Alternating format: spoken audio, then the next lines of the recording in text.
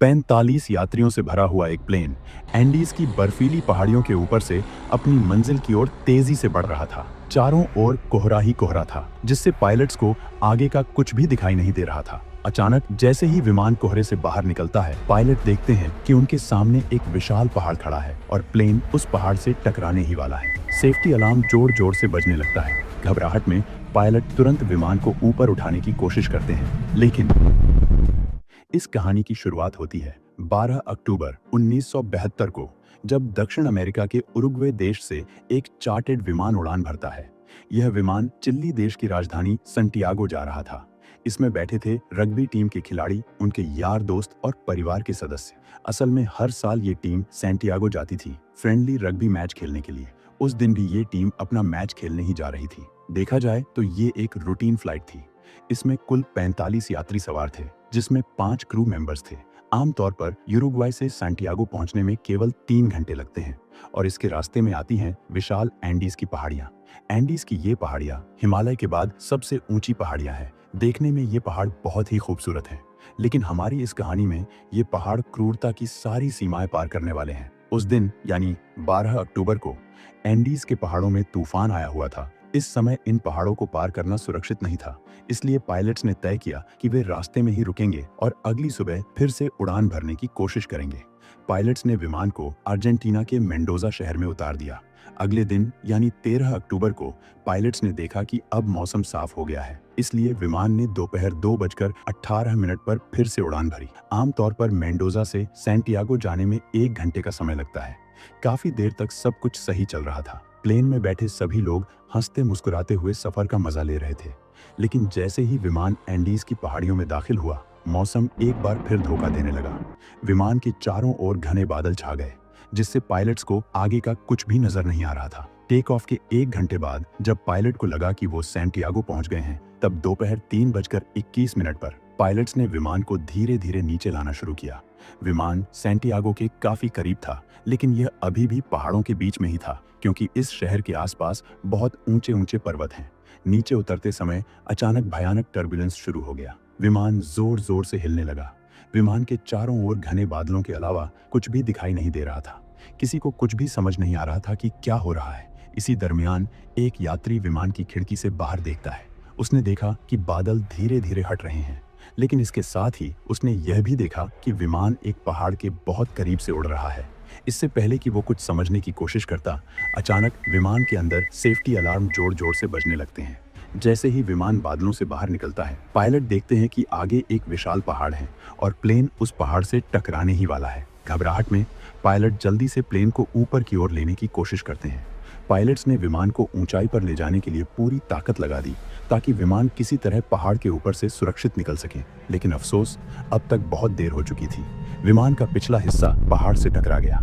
इस टक्कर में विमान का पिछला हिस्सा और राइट विंग टूटकर अलग हो गए। इसकी वजह से पीछे की सीटों पर बैठे 3 यात्री हवा में बाहर उड़कर गायब हो गए। विमान कुछ सेकंड्स तक ऊपर की ओर उड़ता रहा, लेकिन फिर अचानक यह नीचे गिरने लगा। उसके बाद विमान की एक और टक्कर हुई और इस बार विमान का लेफ्ट विंग भी टूट गया। इसमें भी कुछ यात्री विमान से बाहर उड़ गए। अब सिर्फ विमान का सामने का हिस्सा बचा था, जो करीब 350 किलोमीटर प्रति घंटा की स्पीड से एक ग्लेशियर पर जा गिरता है। उसके बाद करीब 700 मीटर तक विमान ग्लेशियर पर इतनी ही तेज स्पीड में फिसलता रहा। इस समय तक दोनों पायलट जिंदा थे, पर वे प्लेन को रोकने के लिए कुछ कर नहीं सकते थे। अब प्लेन उनके कंट्रोल से बहुत बाहर जा चुका था और फिर आखिर में ये प्लेन एक बर्फ के टीले से जा टकराया। इस टक्कर के बाद विमान पूरी तरह से तहस नहस हो गया। यात्रियों की सीटें विमान के बेस से अलग हो गईं।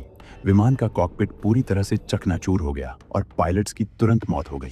यह विमान एंडीज की एक अनजान पहाड़ी पर करीब 3570 मीटर की ऊंचाई पर टूटा पड़ा था। हैरानी की बात यह थी कि इस दुर्घटना में 45 लोगों में से 33 लोग अभी भी जिंदा थे।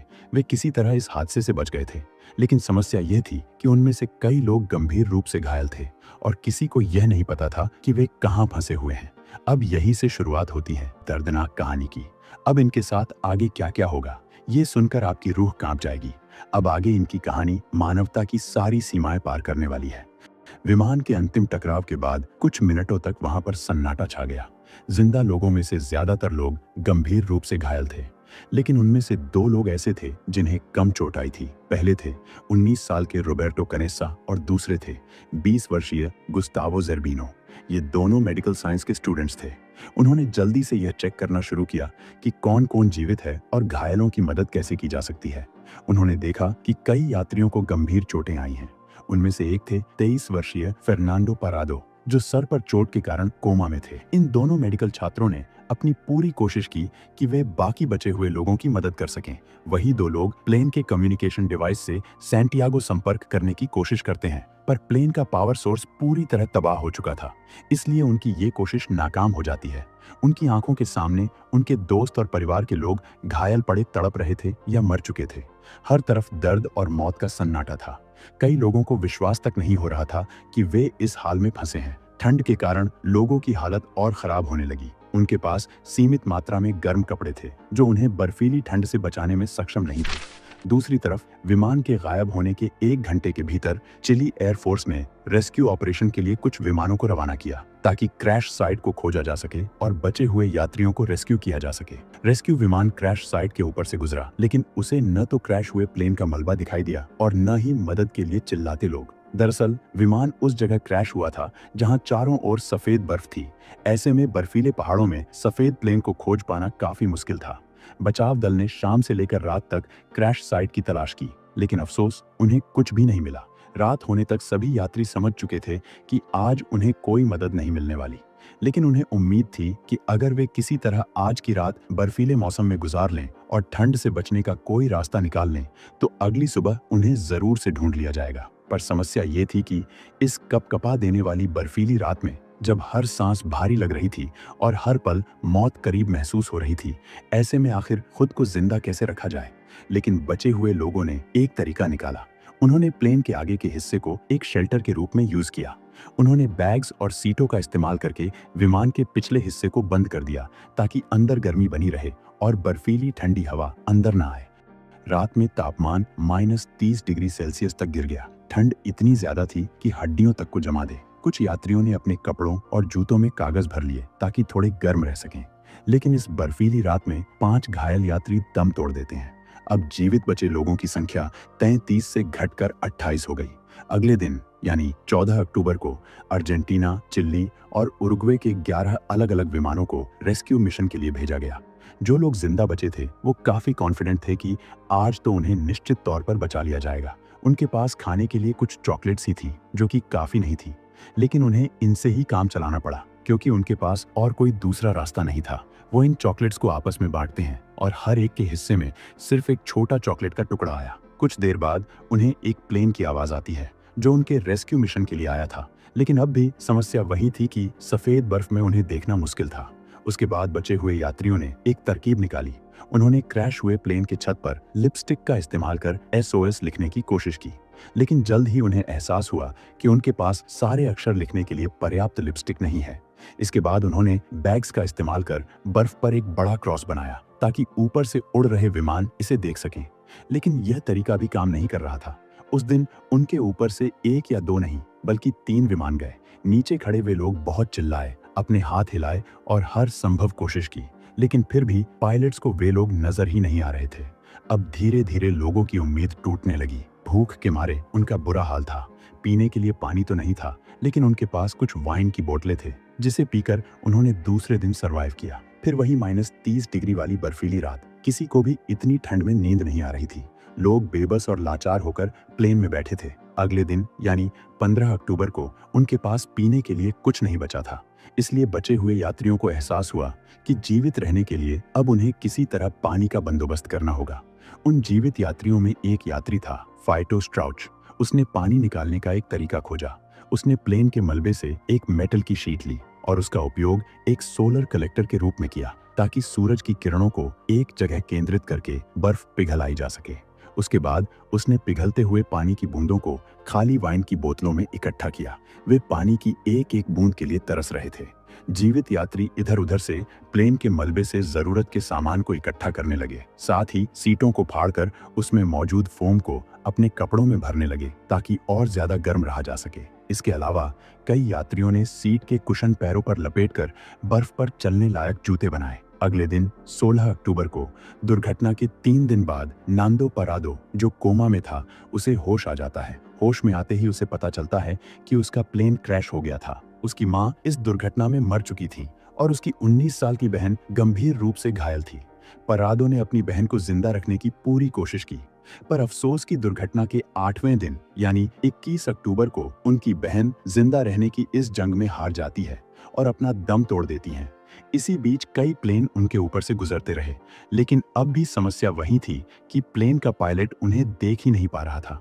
एक दिन उन्हें लगा कि एक प्लेन के पायलट ने उन्हें देख लिया है, इसीलिए उन्होंने सोचा कि अब तो जल्द ही उन्हें मदद मिल ही जाएगी। इसी खुशी में उन्होंने बचा खुचा सारा राशन खत्म कर दिया, पर हकीकत ये थी कि उन्हें अब तक किसी ने नहीं देखा था। अब इस वजह से उनके पास खाने के लिए कुछ भी नहीं बचा। दिन बीतते जा रहे थे और धीरे धीरे उनकी मुश्किलें भी बढ़ती जा रही थी। -30 डिग्री सेल्सियस की ठंड में, करीब 3500 मीटर की ऊंचाई पर, ऑक्सीजन लेवल की कमी में, बिना किसी खाने और पानी के वे किसी तरह उन पहाड़ों में जीवित रहने की कोशिश कर रहे थे। इन खराब हालातों में एक और बड़ी समस्या थी, स्नो ब्लाइंडनेस। जब सूर्य की अल्ट्रावायलेट किरणें पहाड़ों की बर्फीली सतह पर टकराकर उनकी आंखों में जाती तो ये उनकी आंखों में जलन और टेम्परेरी ब्लाइंडनेस पैदा करती। ये बहुत तकलीफमय था। इन यात्रियों के पास केवल 3 जोड़ी सनग्लासेस थीं, जिनका वे बारी बारी से उपयोग कर रहे थे। 21 अक्टूबर को दुर्घटना के 8वें दिन खोज और बचाव दल ने अपनी कोशिशें बंद कर दी। उनका मानना था कि इन 8 दिनों में अगर कोई यात्री जिंदा बचा भी होगा तो वो अब तक मर चुका होगा, इसलिए रेस्क्यू मिशन को जारी रखने का कोई मतलब नहीं था। इस बीच दुर्घटना के 11 दिन बाद बचे हुए यात्रियों को विमान की सीटों के बीच एक रेडियो मिला। उन रग्बी खिलाड़ियों में से एक थे रॉय हार्ले। इन्हें इलेक्ट्रॉनिक का थोड़ा बहुत ज्ञान था, इसलिए वे इस रेडियो को चालू करने की कोशिश करते हैं। उनकी कड़ी मेहनत के बाद आखिरकार यह रेडियो काम करने लगा, लेकिन इस रेडियो में सिर्फ वन वे कम्युनिकेशन था, यानी ये सिर्फ मैसेज को सुन सकते थे, भेज नहीं सकते थे। जब उन्होंने रेडियो चालू किया तब उन्हें पता चला कि सर्च ऑपरेशन को रद्द कर दिया गया है और अब उनकी मदद करने कोई नहीं आने वाला। ये खबर सुनकर उनकी बची कुची उम्मीद भी पूरी तरह से टूट गई। कुछ लोग यह सुनकर रोने लगे, कुछ ने अपने हाथ जोड़कर भगवान से प्रार्थना करनी शुरू कर दी। यह एहसास बेहद दर्दनाक था कि आप जीवित हैं, लेकिन दुनिया आपको मरा हुआ मान चुकी है। अब इस परिस्थिति में कोई भी इंसान हार मान जाएगा, लेकिन नांदो परादो ने एक आइडिया सुझाया। उनका कहना था कि क्यों न प्लेन के पिछले भाग को खोजा जाए और वहां पड़ी बैटरी को यहां लाकर प्लेन में लगे कम्युनिकेशन सिस्टम को चालू किया जाए, जिससे वे मदद के लिए सिग्नल भेज सके। आइडिया था तो बेहतरीन, लेकिन एक समस्या थी कि आखिर प्लेन की टेल तक कैसे जाया जाए। उन्हें नहीं पता था कि प्लेन का पिछला भाग कितना दूर है, उन्हें कब तक चलना होगा। इतनी ठंड में बिना खाए पिए वो कैसे जिंदा रहेंगे। उनमें से कुछ लोगों ने कोशिश भी की, लेकिन उन्हें बीच रास्ते से वापस लौटना पड़ा। 11वें दिन तक बचे हुए यात्रियों के पास भोजन लगभग पूरी तरह से खत्म हो चुका था। बर्फीले पहाड़ों में इतनी ऊंचाई पर न तो पेड़ पौधे थे और न ही ऐसे जानवर जिन्हें शिकार कर खाया जा सके। 11वें दिन तक उनके पास कोई भोजन नहीं बचा और भूख उन पर हावी होने लगी थी। तब कुछ लोगों ने विमान के मलबे को खाने की कोशिश की। उन्होंने सीटों के कपड़े और सीटों के चमड़े को खाने का प्रयास किया, लेकिन इससे उनकी तबीयत और खराब हो गई। जीवित रहने के संघर्ष में अब वे हारने लगे थे। ऐसी स्थिति में जब भूख से मरने के अलावा कोई और रास्ता नहीं बचा था, तो इन बचे हुए लोगों ने जीवित रहने के लिए एक ऐसा कदम उठाया जिसे सुनकर आपका दिल दहल जाएगा। मानवता के इतिहास में ऐसा कभी किसी ने नहीं किया। उन्होंने फैसला किया कि जिंदा रहने के लिए उन्हें मुर्दा बॉडीज को खाना होगा, इसके अलावा और कोई ऑप्शन नहीं है। यह फैसला करना बिल्कुल आसान नहीं था, क्योंकि दुर्घटना में मारे गए ज्यादातर लोग उनके यार दोस्त और परिवार के सदस्य या रिश्तेदार थे। लेकिन परिस्थितियां कुछ ऐसी बन गई थी कि उनके पास कोई और चारा नहीं बचा। पराडो ने इस विचार को सबसे पहले सामने रखा था और कनेसा ने उसका पूर्ण रूप से समर्थन किया। कनेसा ऐसा करने वाला सबसे पहला व्यक्ति था। कुछ लोगों ने ऐसा करने से साफ इनकार कर दिया, लेकिन 2 और दिन भूखा रहने के बाद मजबूरी में उन्हें भी ऐसा करना पड़ा। 29 अक्टूबर दुर्घटना के 16 दिन बाद अब लाशें भी तेजी से खत्म हो रही थी। बचे हुए लोगों के पास कोई योजना नहीं थी, किसी को नहीं पता था कि आगे क्या करना चाहिए। ऐसी स्थिति में पराडो और कनेसा ने फिर से ये आइडिया सुझाया कि हम एक टीम बनाएंगे और उन्हें फूड सप्लाईज देकर प्लेन के पिछले हिस्से से बैटरी लाने के लिए भेजेंगे। इस बार सभी लोगों ने इस सुझाव को सहमति दी। उसी रात को जब वो लोग ये प्लान बनाकर सो रहे थे, तब उन्हें अचानक एक जोरदार आवाज आती है। यह एक एवलांच था। इस एवलांच ने प्लेन के टूटे हुए हिस्से को पूरी तरह बर्फ से ढक दिया और प्लेन के अंदर भी बर्फ भर गई। इस एवलांच में 8 लोगों ने बर्फ में दबकर दम तोड़ दिया। अब जीवित बचे लोगों की संख्या सिर्फ 19 रह गई थी। इन 19 जिंदा लोगों के ऊपर एक मोटी बर्फ की परत थी। ये लोग बुरी तरह से अंदर फंस गए थे। इसके साथ ही इनके सामने एक और समस्या थी कि अगर ये जल्दी से यहाँ से बाहर नहीं निकले तो दम घुटने से इनकी मौत हो जाएगी। ऐसे में पराडो ने एक धातु की छड़ी का उपयोग कर बर्फ को खोदना शुरू किया। 2 दिन कड़ी मेहनत के बाद उन्होंने बर्फ के नीचे एक सुरंग खोदी और मुश्किल से सतह तक पहुंचने में सफल हो गए। जैसे ही वे बाहर आए, उन्होंने देखा कि बाहर एक बर्फीला तूफान चल रहा था। इसलिए जिंदा रहने के लिए अगले 3 दिनों तक वे अंदर उस बर्फीली गुफा में ही रहे। बचे हुए लोग किसी तरह उस छोटी सी जगह में बैठे रहे। 3 दिन बाद वे फिर से सतह पर गए और मौसम साफ था। बाहर निकलने के बाद सभी यात्री ये समझ चुके थे कि अब उन्हें बचाने कोई नहीं आने वाला। अगर वे जीवित रहना चाहते हैं तो उन्हें अपनी मदद खुद ही करनी होगी। क्रैश साइट पर बैठकर मदद का इंतजार करने का कोई फायदा नहीं है। उन्हें अपनी आखिरी सांस तक पूरी कोशिश करनी होगी। सभी जिंदा लोगों में कनेसा, पराडो और एंटोनियो सबसे मजबूत बचे हुए यात्री थे। सभी बचे हुए यात्रियों ने एक साथ निर्णय लिया कि इन तीनों को ज्यादा खाना और सबसे गर्म कपड़े दिए जाएं और वे आगे चलकर मदद की तलाश में निकलने की कोशिश करेंगे। कुछ दिन तक उन्होंने अपनी एनर्जी को रिचार्ज किया और ये अंदाजा लगाया कि विमान का पिछला हिस्सा किस तरफ हो सकता है। 15 नवंबर यानी क्रैश के 33 दिन बाद इन तीनों ने मदद खोजने के लिए अपनी यात्रा शुरू की। कुछ घंटों तक यात्रा करने के बाद उन्हें विमान का पिछला हिस्सा दिखाई दिया। वहां उन्हें कई सूटकेस, चॉकलेट के डिब्बे, कुछ कपड़े और कुछ दवाइयां मिली। इसके साथ ही उन्हें वहां पर बैटरी भी मिली। अगले दिन उन्होंने बैटरी को अपने साथ ले जाने की कोशिश की, लेकिन बैटरी का वजन ज्यादा था और वो लोग इसे प्लेन के मुख्य भाग तक नहीं ले जा सकते थे। इसलिए उन्होंने सोचा कि क्यों न रेडियो को ही यहाँ पर ले आया जाए और उसके साथ ही रॉय को भी ले आए, क्योंकि रॉय इलेक्ट्रॉनिक्स का जानकार था। उन्होंने ऐसा ही किया। वे वापस गए और रॉय को लेकर आए, लेकिन अफसोस कि उनकी ये योजना काम नहीं आई। समस्या यह थी कि विमान का इलेक्ट्रिक सिस्टम 115 वोल्ट एसी पर काम करता था, जबकि जो बैटरी उन्हें मिली थी वह 24 वोल्ट डीसी की थी। उनके पास इन्हें जोड़ने का कोई तरीका नहीं था। उन्होंने रेडियो को चालू करने के लिए कुछ दिन पूरी कोशिश की, लेकिन वे जल्दी ही ये समझ गए कि उन्हें जीवित रहने का कोई दूसरा तरीका निकालना होगा। इसी बीच एक और एवलांच आया, जिसकी वजह से 3 और लोग मारे गए। अब जीवित बचे लोगों की संख्या सिर्फ 16 रह गई थी। वो लोग समझ चुके थे कि अगर उन्होंने जल्दी ही कुछ नहीं किया तो एक एक करके सब मारे जाएंगे। तब उन्होंने तय किया कि वे लोग एंडीज के पहाड़ों को पार करके चिली जाएंगे और मदद लेकर आएंगे। लेकिन इसमें समस्या ये थी कि रास्ते में -30 डिग्री सेल्सियस की ठंडी रातों में जीवित कैसे रहा जाए। इन बचे हुए लोगों में 18 वर्षीय लड़का कार्लोस मिगेल भी था। उसे याद आया कि उसकी माँ ने उसे सुई से सिलाई करना सिखाया था। वह अपनी सुइयां और सिलाई का सामान साथ लाया था। उसे एक विचार आया कि वह अलग अलग गर्म कपड़ों के टुकड़ों को सिलकर एक बड़ा स्लीपिंग बैग बना सकता है। अगले दिन 12 दिसंबर को उन्होंने यही किया। इस दुर्घटना को हुए 2 महीने बीत चुके थे। उसके बाद 3 बहादुर लोग पराडो, कनेसा और एंटोनियो बिना किसी क्लाइंबिंग इक्विपमेंट के ग्लेशियर पर चढ़ने के लिए तैयार हो जाते हैं। उन्होंने पैरों पर सीटों का कवर फाड़कर लपेटा हुआ था ताकि बर्फ में चल सके, सबसे मोटे और गर्म कपड़े पहने ताकि ठंड से बचा जा सके, और प्लेन के मलबे में से पाइप्स के टुकड़े ले लिए ताकि उसके सहारे से वे आगे बढ़ सके। उन्हें यह विश्वास था कि अगर वे 3 से 4 दिन तक पश्चिम की ओर चलते रहे तो वे चिले पहुंच जाएंगे। इसीलिए उन्होंने 3 से 4 दिन चल सके उतना ही राशन अपने साथ लिया। पश्चिम की ओर जाने का मतलब था कि उन्हें पहले पहाड़ चढ़ने होंगे, फिर नीचे उतरना होगा। जरा कल्पना कीजिए, बिना किसी कौशल, बिना किसी ट्रेनिंग के वे लोग चढ़ाई शुरू कर देते हैं।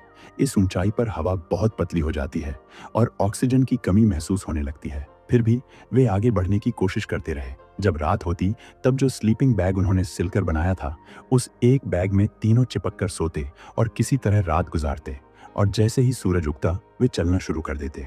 धीरे धीरे वे आगे बढ़ते गए। दूसरे दिन, तीसरे दिन और चौथे दिन की सुबह जब वे पहाड़ी की चोटी पर पहुंचे, तब उन्हें एहसास हुआ कि उनका अनुमान पूरी तरह से गलत था। उनके आगे सिर्फ पहाड़ियां थी और इनका अंत उन्हें नजर तक नहीं आ रहा था। अब उनके पास बहुत कम खाना बचता है, इसलिए वो सब मिलकर तय करते हैं कि एंटोनियो क्रैश साइट पर वापस लौट जाएगा और बाकी दोनों आगे बढ़ेंगे ताकि खाना लंबे समय तक चल सके। 15 दिसंबर को एंटोनियो वापस जाने लगा और केवल 1 घंटे में क्रैश साइट तक पहुंच गया। वहीं उन्हें पहाड़ चढ़ने में 3 दिन लग गए थे। पराडो और कैनेसा ने चढ़ाई जारी रखी। कुछ दिन चलने के बाद पराडो को दूर दो ऐसे पहाड़ दिखे जहां बर्फ नहीं थी। उन्होंने उसी दिशा में आगे बढ़ने का निश्चय किया। वे हार मानने का नाम ही नहीं ले रहे थे। पराडो और कैनेसा ने कई दिनों तक यात्रा जारी रखी और आखिरकार वे एक ऐसी घाटी में पहुंचे जहां उन्हें एक नदी बहती हुई दिखी। अब उनमें और भी हिम्मत आ गई थी। वे लगातार चलते रहे और फाइनली 9 दिन की असंभव लगने वाली यात्रा के बाद 20 दिसंबर को उन्होंने नदी के दूसरी तरफ घोड़े पर बैठे हुए एक आदमी को देखा। पराडो जोर जोर से चिल्लाकर मदद की गुहार लगाने लगा, लेकिन नदी का बहाव इतना तेज था कि उसकी आवाज दूसरी तरफ नहीं जा रही थी। सौभाग्य से उनमें से एक आदमी ने पराडो और कैनेसा को देख लिया। उसने इशारा किया कि वह अगले दिन फिर आएगा। अगले दिन वह आदमी घोड़े पर वापस आया। इस बार वो अपने साथ एक कागज और पेंसिल लाया था। उसने कागज और पेंसिल को एक पत्थर से बांधकर नदी के दूसरी ओर फेंक दिया। पैरेडो ने उस कागज पर पूरी घटना लिख दी और उसे वापस दूसरी ओर फेंक दिया। उस आदमी ने जब ये पढ़ा तो उसने इशारा किया कि उसे सब समझ आ गया। उस आदमी ने ब्रेड का एक टुकड़ा फेंका ताकि पराडो और कैनेसा कुछ खा सकें। इसके बाद वो तुरंत अपने घोड़े पर सवार हुआ और जल्दी से जाकर आर्मी कमांडर को ये जानकारी दी।